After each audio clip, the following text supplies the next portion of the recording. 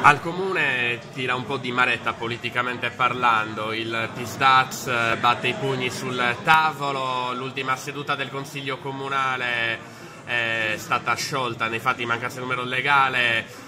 Massimo Zedda, sindaco di Cagliari, c'è qualche riposizionamento, qualche cambio di assessori in vista? Ma no, c'è una richiesta di accelerare sui temi, sulle questioni, dialogheremo, vedremo, con la politica e col ragionamento e con la riflessione per i benefici per i cittadini è più facile, altri argomenti credo che poi allontanino i cittadini dalla politica. Beh, comunque capita durante una legislatura dover cambiare assessori, è capitato nella prima. Sono sempre le verifiche, si fanno sempre, sono quotidiane le verifiche, non è che non ci siano. Il Pisdaz è anche il secondo partito come peso e anche il primo, il PD, scalpita dopo gli ultimi risultati fuori da Palazzo Baccareda, che però vanno a sbattere anche tra i banchi del comune. Sì, insomma ci sono una serie di richieste, ragioneremo nei prossimi mesi.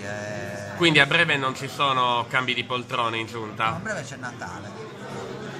A breve l'unica cosa certa è il Natale.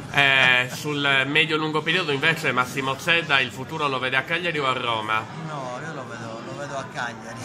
C'è stata comunque una telefonata con Renzi, Massimo Zedda premier del centro-sinistra italiano. Faccio il sindaco, sto facendo il sindaco, poi le altre questioni sono discussioni politiche che ci sono a livello nazionale.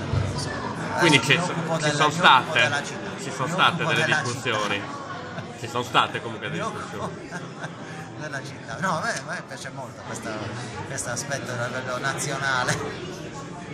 Però si occupa della città. Mi occupo della città. Fino a fine mandato. I cittadini mi hanno chiesto di occuparmi della città, mi sto occupando della città, poi si vedrà, insomma, non è...